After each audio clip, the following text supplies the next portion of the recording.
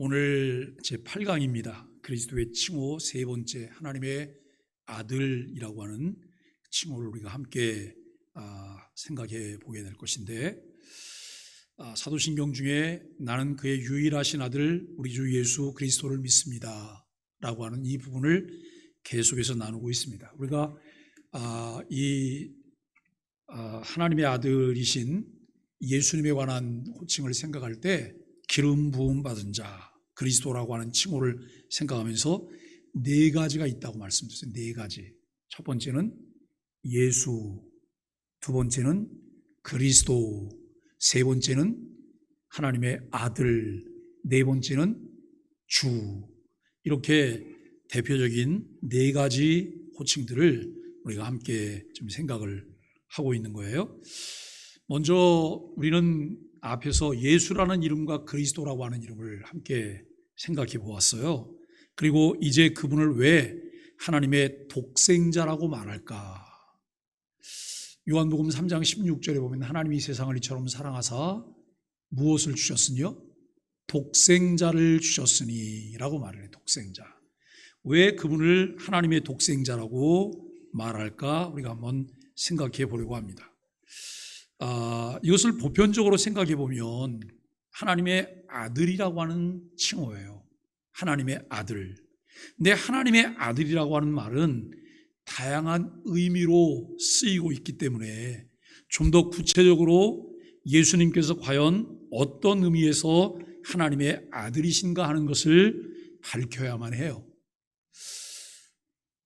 예수님에게만 하나님의 아들이라고 쓰지 않았다는 거예요. 우리들에게도 하나님의 자녀라고 말하고 하나님의 아들이라고 말하죠. 그러면 예수님에게 하나님의 아들이라고 하는 의미와 나에게 하나님의 아들이라고 하는 의미가 같을까? 본질상 같은 걸까? 라고 하는 그런 측면에서 좀 생각을 해보게 되는 거예요. 첫째는 하나님의 아들이라고 하는 말은 하나님을 섬기는 백성들을 지칭하는 의미로 사용했어요.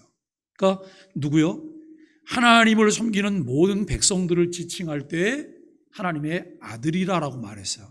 어떤 측면에서 그러냐면 언약적인 측면에서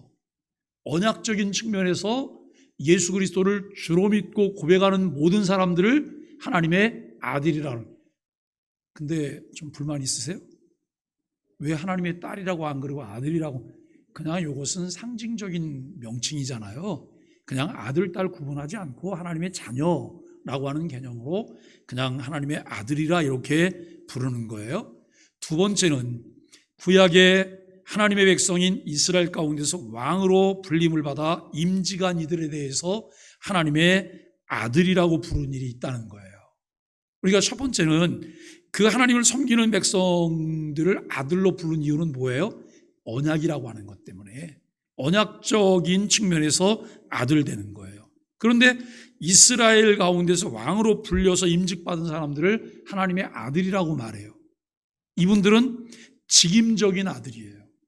그가 맡은 그 역할 때문에 아들로 불림을 받았다라고 우리가 말할 수 있어요. 세 번째는 이러한 지상적인 존재가 아닌 천상적인 존재들을 지칭할 때도 하나님의 아들이라고 하는 표현을 사용한 일이 있어요. 욥기 1장 6절, 2장 1절, 38장 7절에 보면 하나님의 아들들이라고 하는 말을 사용해요. 또 다니엘서 3장 25절에 보면 또 하나님의 아들들이라고 하는 이 아들이라고 하는 말을 사용해요.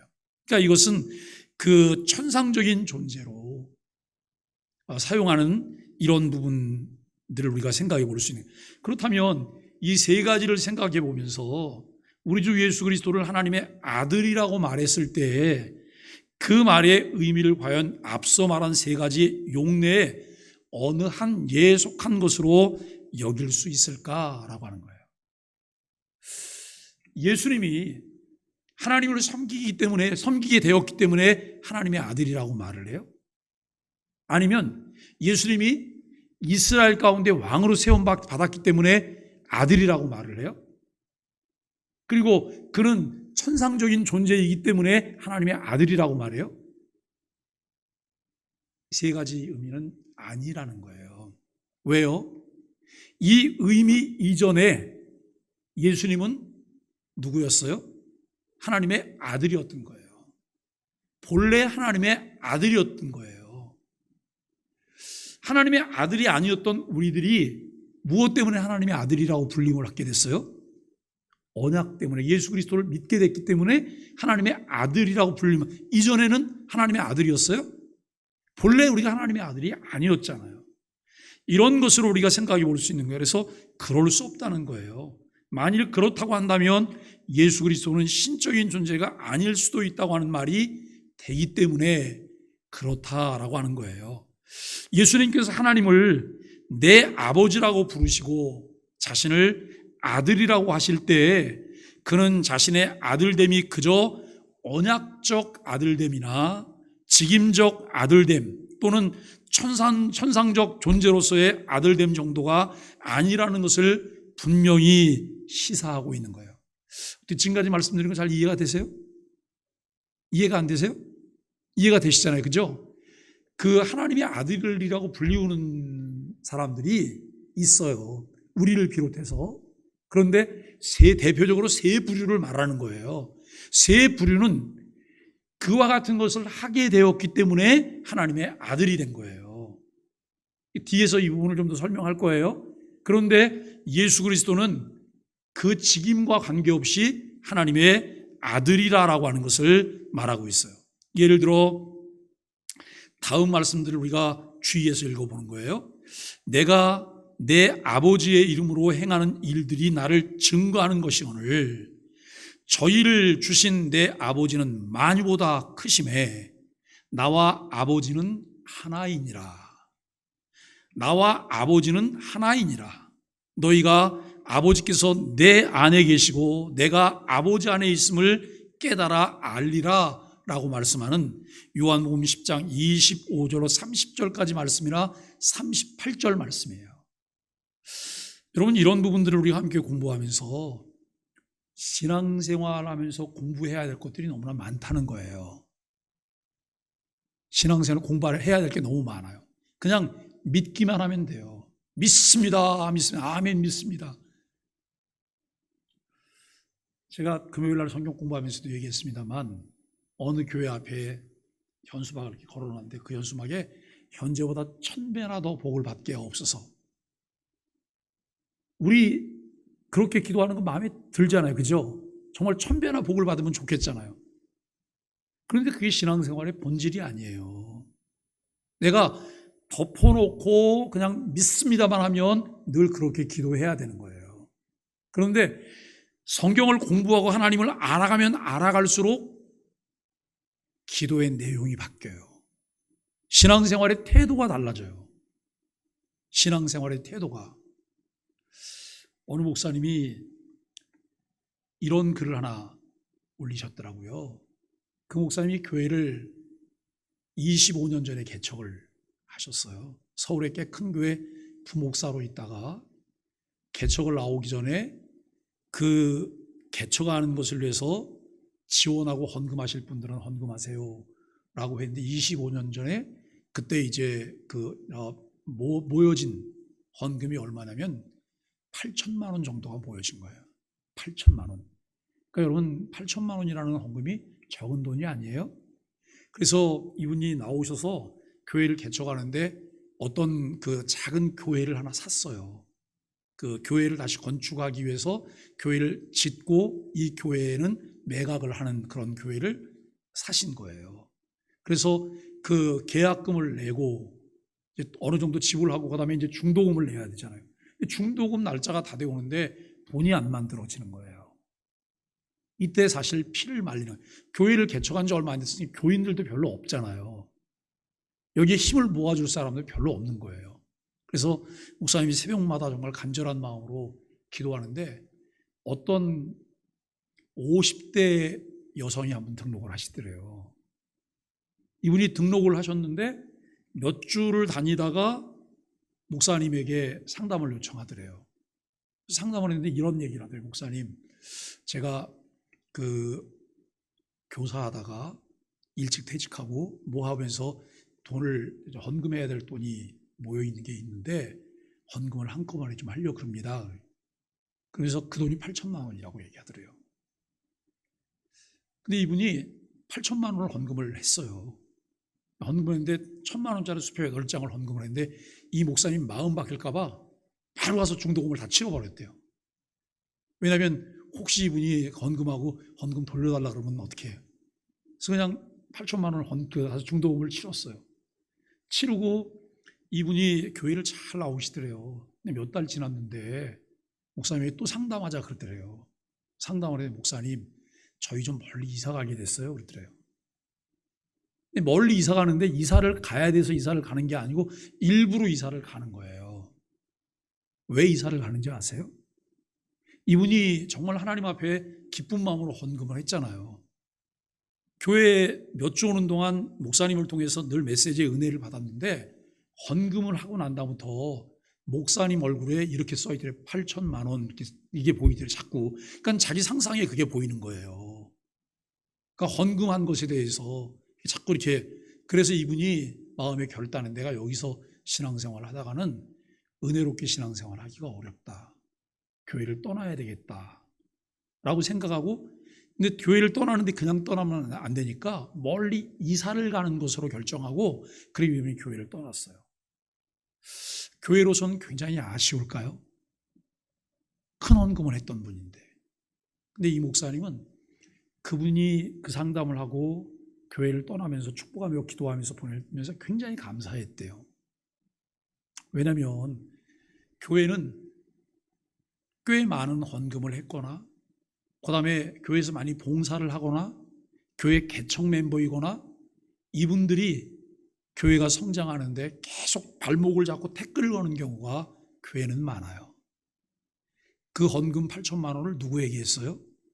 하나님께 드렸잖아요. 하나님께 드렸으면 나는 모르는 거예요. 그 관리하고 사용하는 건 교회가 정직하게 하면 되는 거니까. 그런데 대부분 그렇게 하고 난 다음에 그 값을 하는 거예요. 기득권을 가지려고 하고 뭔가를 주장하려고 하고 뭔가를 또 간섭을 하려고 하고 이런 게 있는 거예요. 그러면 신앙생활이 은혜롭지가 않아요. 저는 그분 참 현명한 분이다라고 생각을 해요. 현명한 분. 교회에서 같이 협력할 수 있으면 더 좋겠죠. 그런데 대부분 사람의 속성상 이런 부분이 잘 안 되는 거예요. 내가 정말 헌신하고 그리고 이제 봉사하고 이러면서 그것을 하나님 앞에 했기 때문에 그것 때문에 공치사를 안 하고 그 다음에 내 목소리를 내거나 이러지 않을 수 있다면 얼마나 은혜가 되겠어요. 이게 성숙되지 않으면 이 부분이 이루어지지 않아요. 저는 자발적 신앙생활을 참 많이 원해요. 자발적 신앙생활은 확률이 그렇게 높지 않아요. 그러니까 참 확률이 높지 않은 어려운 거를 저는 늘 기대하면서 가고 있는 목사이기도 해요. 왜냐하면 자발적 신앙생활, 내가 은혜를 받고 깨닫게 되어서 정말 하나님 앞에 자원하는 마음으로 헌신하는 마음들이 생기면 그 안에는 동력이 일어나기 시작해요. 동력이. 그런데 그게 아니고 어떤 틀에 이렇게 넣어서 자꾸 강제적으로 뭘 하게 하잖아요. 반짝 뭘 할 수 있지만 부작용도 만만치가 않아요. 오늘 우리는 예수님께서 자신에 대해서 하시는 말씀을 우리가 지금 한 구절을 봤던 거예요. 이 말씀 중에 나와 아버지는 하나인이라고 하는 말씀은 그저 그 둘이 같은 것을 의도하거나 생각하는 바가 같다는 것을, 즉 예수님께서 성부와 같은 것을 원하신다고 하는 의미로 말하고 있는 게 아니에요. 이는 그 둘의 기능적 일치성을 표현한 것도 아니에요. 이는 성부와 성자 그 둘이 한 존재라는 것이 아니에요. 그렇게 된다면 삼위일체를 공부할 때 생각했던 양태론적인 결과에 이르게 되는 거예요. 단지 그 둘의 본질이 같다고 하는 것을 단언해서 말하고 있는 거예요. 본질이 같다는 거예요. 마태복음 11장 27절에 보면 내 아버지께서 모든 것을 내게 주셨으니 아버지 외에는 아들을 아는 자가 없고 아들과 또 아들의 소원대로 계시를 받는 자 외에는 아버지를 아는 자가 없느니라 라고 말씀하고 있습니다. 여기 오직 그분이 내 아버지라고 하실 수 있는 독특한 아들이 있다는 자의식이 표현되고 있다는 거예요. 이런 아들은 이 세상에 이분 한 분밖에 없어요. 왜요? 이분이 하나님의 뭐니까요? 독생자. 독생자. 하나님의 외아들. 우리가 여러분, 아들이 하나가 있는 집에서 어느 날, 딸도 좀 두고 싶어. 그리고 또 다른 아들도 있으면 좋겠어. 그런데 출산하는 건 어려우니까 어떻게 자녀를 만들어요? 입양을 하는 거예요, 입양. 여러분, 입양하기 전에 그 집에 자녀는 외아들 하나밖에 없잖아요. 입양하고 난 이후에도 사실은 똑같이 돼야지만 그 아들과 입양된 자녀들과는 본질적으로 다른 거예요. 원래 자녀고 이 입양된 자녀들은 나중에 양자된 자녀들이잖아요. 우리가 여러분, 심지어 자신을 하나님과 동일시하시면서 말씀하기도 하세요. 우리가 하나님의 아들 됐잖아요. 그죠? 하나님의 자녀가 되었어요. 자녀의 권세를 가지셨죠? 그런데 우리가 이렇게 말해요? 나는 하나님의 자녀야. 그러면 내가 하나님이야. 이렇게 말해요? 이렇게 말할 수 없잖아요. 이렇게 말하면 우리는 뭐가 되는 거예요? 이단이죠. 그런데 예수님은 내가 하나님의 아들이라고 말하면서 예수님이 뭐라고 말을 해요? 하나님과 나는 하나다라고 말을 해요. 네? 우리가 여러분 이런 부분들을 잘 이해를 해보는 거예요. 이 세상에서 그런 식으로 자신을 주장할 수 있는 이는 예수님밖에 다른 이가 없다는 거예요. 예수님의 이런 말씀을 듣던 당시의 유대인들은 이런 점을 의식하면서 반응을 해요. 요한복음 10장 33절에 보니까 참남함을 인함이니 내가 사람이 되어 자칭 하나님이라 하미로라 라고 말을 해요. 여기 참남함이라는 말이 무슨 말이에요? 신성모독죄를 지고 있다는 거예요. 예? 너 지금 신성모독죄를 짓고 있어. 내가 사람이 돼서 자칭 하나님이라고 말을 해? 그런데 온도 차이가 있잖아요. 이 사람들은 지금 예수님을 보고 자칭 하나님이라고 말하지만 예수님은 자칭 하나님이에요? 아니에요. 예수님은 하나님이세요. 예수님 자신은 자신이 하나님인 것을 말씀하세요. 그런데 여러분, 그들은 예수님을 자칭 하나님이라고 말을 해요. 아침에도 설교 중에 말씀했지만 예수님에 대한 몰이의 오해예요. 그죠? 예수님의 가족들은 예수님에 대해서 무지했어요. 몰이해 때문에 오해했어요. 그래서 그렇게 액션을 취했어요. 그러나 이 서기관들은 단순히 몰이해가 아니에요. 이들 마음에는 악의적인 게 있어요. 유대인의 이런 반응은 예수님의 주장이 단순히 그와 아버지의 뜻의 하나됨 정도를 주장하는 것이 아니었다라고 하는 거예요. 그냥 유대인들의 반응은 예수님의 주장이 단순히 그와 아버지의 뜻의 하나됨 정도를 주장하는 것이 아니었음을 말하고 있는데, 예수님께서 주장하시는 자신의 하나님의 아들 되심은 결국 자신이 하나님이라고 하는 주장이에요. 여러분 그렇게 믿으세요? 우리가 사실 성경을 차근차근 공부를 해야 될 이유가, 성경을 차근차근 공부하면 깊어요. 깨닫게 되는 것이 깊어요. 경망스럽게 행동하지 않아요. 함부로 무엇을 하려고 하지 않는다 이 말이에요. 그런데 어설프게 알고 있거나 알고 있지 못하니까 무지해서 하나님에 대한 두려움도 없이 어떤 일들을 하게 되기도 해요. 그러므로 예수님께서 자신을 하나님의 아들이라고 하실 때 그 말은 그저 그분이 언약 백성의 한 부분이라든지 큰 직임을 맡게 되었다든지 심지어 메시아로서의 일을 감당할 뿐이라든지의 뜻으로 사용된 것은 아니라는 거예요. 예수님이 메시아로 이 땅에 오셨기 때문에 하나님의 아들이라고 일컬음을 받게 됐어요? 아니에요. 본래 하나님의 아들인 거예요. 본래 하나님의 아들로서 그가 메시아 역할도 감당하시는 거예요. 자신이 하나님이심을 의식하시면서 성부에 대해 성자 관계에 계신 분으로서 드러내시며 사용하신 아주 귀하고 독특한 계시적인 말이라고 하는 거예요. 여러분, 우리가 이 삼위 하나님의 존재 방식을 세상으로는 이해하기가 어렵잖아요. 세상으로는 이해하기가 어려워요. 하나님은 몇 분이시라고요? 한 분이세요. 그런데 이분들은 삼위라고 하는 존재 방식으로 이 땅에 계세요.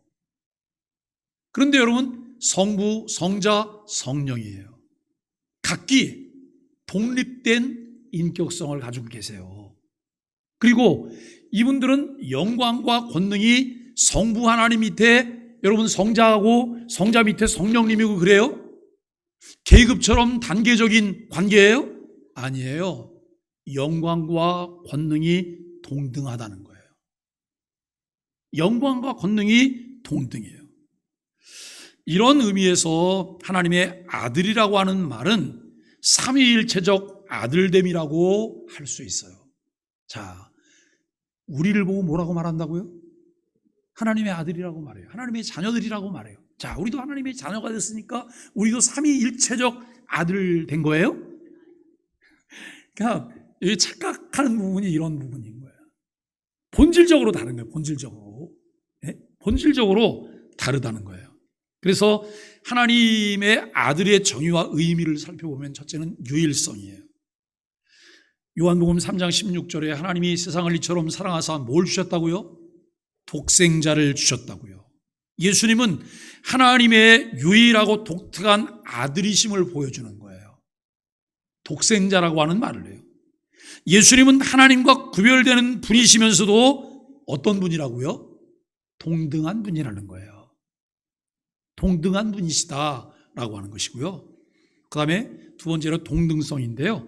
요한복음 10장 30절을 보면 나와 아버지는 하나이니라 라고 말을 해요. 나와 아버지는 하나이니라. 웨스트민스터 소요리 문답 21문에 보면 아들은 아버지와 동등한 본질과 영광을 가지셨다라고 말을 해요. 예수님은 하나님과 본질적으로 동등하시다라고 하는 것을 말씀하고 있습니다. 세 번째로는 특별한 관계예요.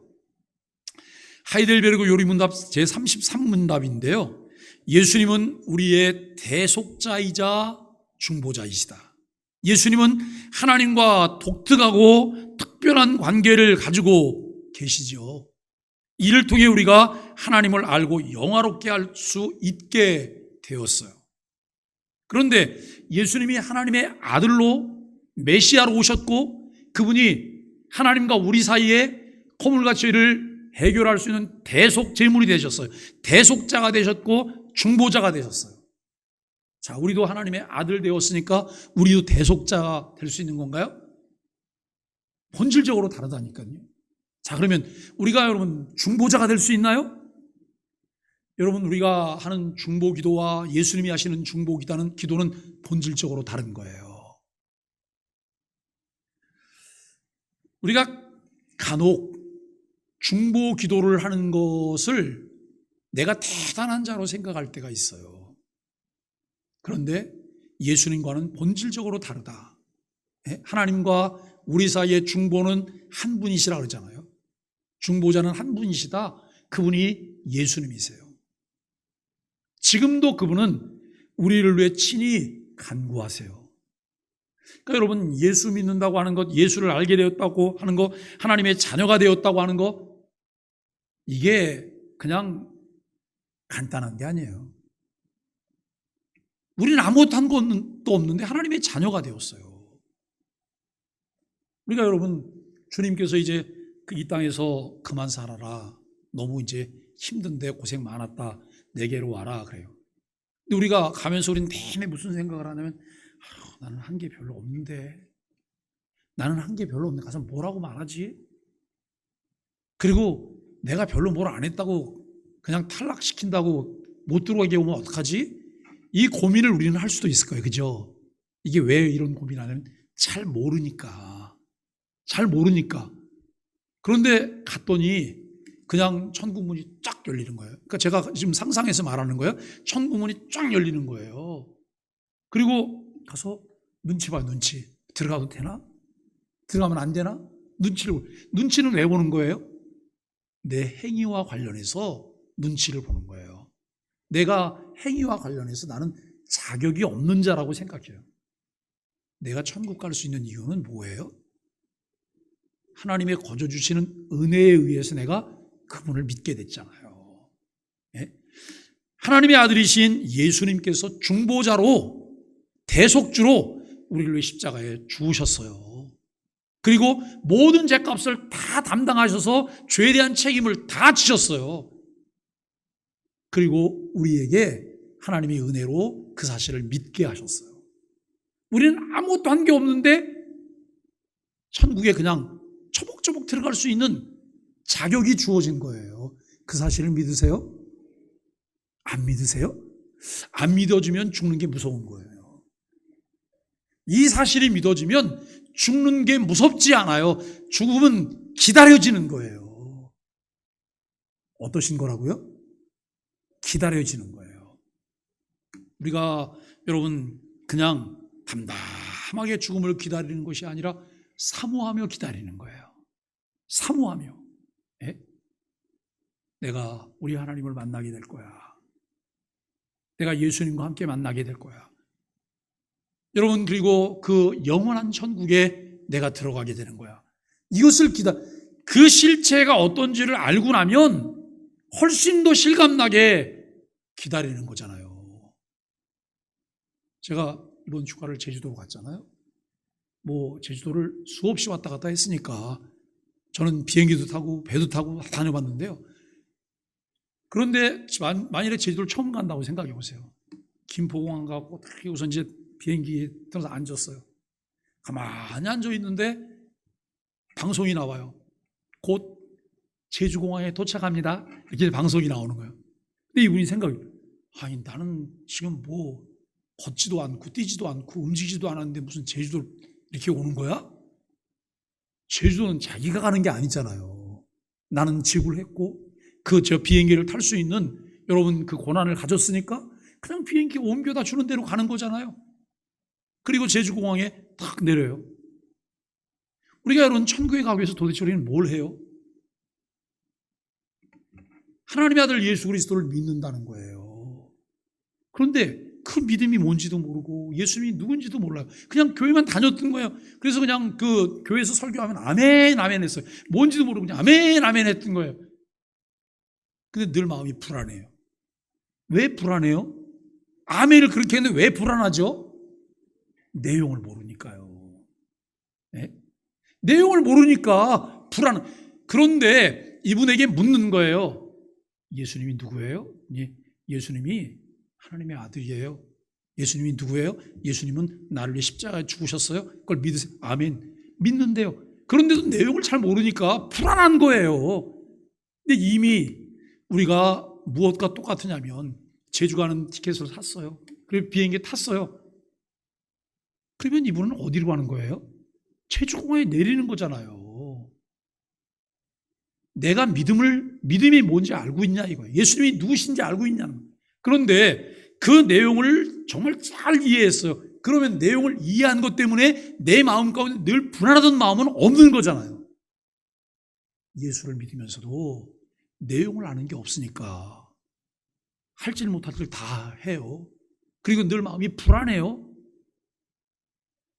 우리가 정말 하나님에 대해서 예수 그리스도에 대해서 잘 알게 되는 은혜가 있게 되기를 간절히 바랍니다. 이 특별한 관계를 보면서 예수님과 하나님과의 관계는 아주 특별한 관계예요. 독특한 관계예요. 우리가 하나님의 아들이라고 말하지만 예수님이 가지신 하나님의 아들로서의 그의 고난이나 또 본질이나 이런 것은 같지 않다는 거예요. 자, 그다음에 네 번째는 구원의 근거입니다. 웨스트민스터 소요리 문답 제21문을 보면 예수님의 아들됨이 구속을 위해 필수적이에요. 예수님의 신분이 우리의 구원의 근간이 돼요. 예수님이 하나님의 아들이기 때문에 우리의 구속자가 될 수 있었다는 거예요. 왜냐하면 하나님께서 우리를 위한 계획을 세우실 때, 우리를 선택하실 때 그 일을 위하여 대속자가 필요하잖아요. 대속 제물이 필요해요. 그런데 피조 세계에서는 대속 제물이 될 만한 대상이 아무도 없어요. 왜요? 다 죄인이기 때문에. 다 죄인이기 때문에. 결국 하나님 자신이 대속 제물이 되셔야 되는 거예요. 성자 예수 그리스도, 하나님의 독생자 예수 그리스도에게 이 구속자가 되는, 구속자로서 역할이 여러분 주어졌음을 알게 돼요. 자, 이제 하나님의 아들이라고 하는 호칭이 예수님의 신분과 사역을 요약해 주는 거예요. 처음에 이제 이야기했어요. 하나님의 아들은 여러 가지 용례로 사용된다고요. 예수 그리스도를 주로 믿고 하나님 백성 되었을 때 우리는 자녀의 권세가 주어지는 거예요. 하나님의 아들이라고 말을 해요. 이것은 언약적인 관계 속에서 하나님의 아들이 된 거예요. 아들의 자격을 획득한 거예요. 그 다음에 이제 이스라엘 중에서 왕을 세우고 임직할 때 그들을 하나님의 아들이라고 또 말하기도 해요. 직임적인 관계 속에서 이들이 아들 되는 거예요. 그리고 이제 천상적 존재로서 아들됨도 있어요. 여러분, 우리가 이런 부분들을 보면서 그 예수님의 신분과 사역, 그 다음에 우리가 어떤 언약적 관계 속에서 아들 되었기 때문에 나에게 주어진 신분과 내 사역은 뭘까? 내 정체성은 뭘까라고 하는 거예요. 예수님의 본질과는 많은 차이가 있어요. 동일하다고 말할 수가 없다는 거예요. 예수님은 하나님의 아들이시면서도 그 예수님은 자신을 누구라고 말할 수 있어요? 하나님이라고 말할 수 있어요. 우리는 하나님의 아들이지만 하나님이라고 말할 수 없어요. 왜요? 내가 하나님이 아니기 때문에. 구원의 의미를 깊이 있게 이해할 수 있어요. 예수님의 그 위대함과 구원의 의미를 우리가 깊이 이해할 수가 있고, 우리가 이 진리 안에서 믿음으로 살아가는 것이 정말 중요하죠. 자, 이 독특하신 하나님의 아들 예수와 하나님의 아들이 된 우리들을 한번 생각해 보세요. 우리는 예수 그리스도를 받아들이고 믿음으로 하나님의 자녀가 되었어요. 그죠? 그전까지는 하나님의 자녀가 아니었어요. 그런데 예수 그리스도께서 하나님과 우리 사이에 막힌 담을 허시고 여러분 그 죄 문제를 해결하시는 완전한 제물이 되셨고 대제사장으로서 그분이 역할을 감당하셨기 때문에 우리가 예수를 믿을 수 있는 길이 열렸어요. 그리고 예수를 믿음으로 하나님의 자녀가 된 거예요. 그러므로 우리의 그 아들됨, 자녀됨은 양자됨이라고 하는 이 부분을 말하게 되는 거예요. 그 자녀됨은 양자됨이라고 하는 의미에서 아들됨이라고 하는 것이죠. 본래는 하나님의 자녀가 아니었잖아요.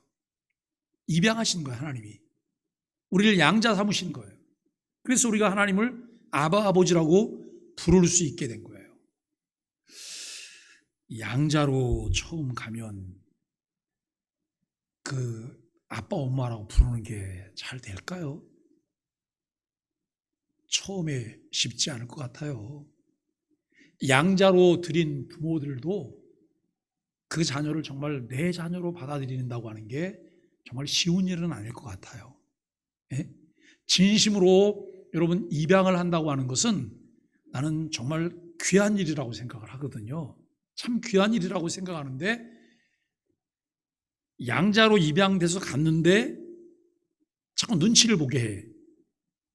그러면 입양된 그 자녀가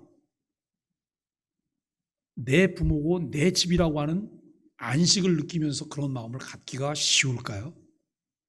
어려울 것 같아요. 네? 그래서 여러분 배 아파 낳은 자식은 아니지만 가슴으로 낳은 자식이라고 네? 우리가 이렇게 말하잖아요.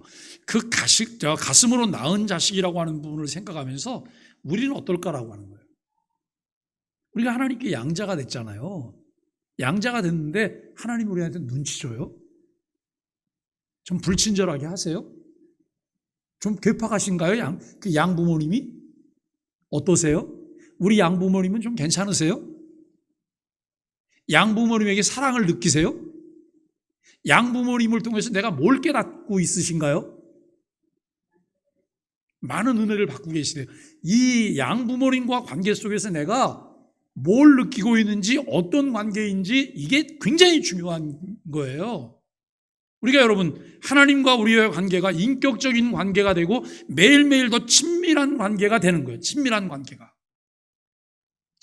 관계가 돼서 모든 것을 흉궁허물 없이 나눌 수 있는 관계가 되었다고 생각해 보세요. 이때 신앙생활은 어떨까요? 여러분, 이런 상황이 있을 때 묻는 거예요. 요즘 신앙생활이 재밌으세요? 신앙생활 행복하세요? 교회 생활이 행복하세요? 라고 말하면 여기서 꿀뚝뚝뚝 떨어지는 소리를 해야 되는 거예요. 너무 행복하다고, 너무 감사하다고. 그런데 그 관계가 안 되잖아요. 그러면 뭐라고 얘기하는지, 아유, 행복하긴요, 힘만 들어요. 맨날 와서 일만 해, 일만. 에? 맨날 일만 한다고 이렇게 말하는 거예요. 왜냐하면 그 관계가 성립이 안 됐으니까. 뭐 입양돼서 갔는데 자꾸 무슨 힘든 일을 시키고 심부름만 많이 시키는 거예요. 그러면 그때 어떠실까요? 입양된 자녀가 호적에도 올려주고, 그 다음에 자녀로서 상속받을 수 있는 상속권도 다 주고, 그리고 필요한 것들을 늘 공급해줘요. 그러면서도 일을 많이 시켜요. 그런데 이 자녀가, 입양된 자녀가 양부모가 나한테 해준 것들은 전혀 느끼지 못하고 그냥 그 체감되는 게, 일만 시키는 게 막 체감이 되는 거예요. 그때 뭐라고 말해요? 맨날 일만 시켜, 나 일 시켜 먹으려고 데려왔나 봐. 어떻게 도망가지? 이 생각을 한다고 생각해 보세요. 행복하지 않아요. 오늘 우리들이 신앙생활할 때 우리는 어떨까요? 우리가 여기 함께 말씀을 나누면서 종교 윤리적인 아들됨 또는 언약적인 이 아들됨이라고 하는 이 부분을 우리는 생각해 봐요. 우린 본질적인 하나님의 자녀가 아니었잖아요. 그에 비해서 예수 그리스도의 아들이심은 본래적인 아들임이에요. 그리고 존재론적 아들이라고 하는 사실을 부인할 수가 없어요. 우리와는 차이가 있는 것이죠. 자, 이제 정리를 하려고 해요. 굉장히 일찍 끝나죠? 근데 그렇게 일찍 끝나는 건 아니에요. 한 30분 정도 지금 한 거니까요. 하이델베르그 요리문답 제33문에서 이렇게 묻고 대답을 해요. 우리도 하나님의 자녀인데 왜 그는 하나님의 독생자라고 불립니까? 라고 하는 거예요. 아니, 우리가 입양되기 전까지는 예수님이 독생자라는 말이 맞잖아요. 근데 우리가 입양됐는데 왜 독생자라고 말을 해요? 그냥 몇남 몇녀라고 말해야 되잖아요. 우린 입양됐다고 좀 차별 대우하는 거예요? 여러분, 이런 질문일 수도 있어요. 그리스도만이 영원히 본래적인 하나님의 아들이신데 비하여 우리는 그 덕분에 은혜로 양자됨에 의해서만 하나님의 자녀들이 되었기 때문에 그렇다는 거예요. 이 부분이 인정이 되시죠? 이 차이가 무엇인지도 이제 아시게 됐죠? 우리가 여러분 그 그리스도의 칭호에 대해서 함께 생각하면서 첫 번째는 예수라는 칭호를 생각했어요. 예수도 똑같은 이름이 많다 그랬어요. 이스라엘 속에는. 그 옛날에 자자 들어가는 이름이 많잖아요. 영자, 순자, 말자, 애자, 성자. 근데 사실 성자라는 이름은 그렇게 많은 것 같지는 않아요. 특히 교회 다니는 사람들은 성자라는 이름을 쓰는 것을 조금 조심스러워하기도 할 거예요. 우리 김성자 권사님은 신앙생활을 굉장히 잘하셔야 되는 거예요. 예수님처럼 잘하셔야 되는 거예요. 예수님처럼 잘하셔야 되는 거예요. 자, 우리가 이제 이런 부분들을 보면서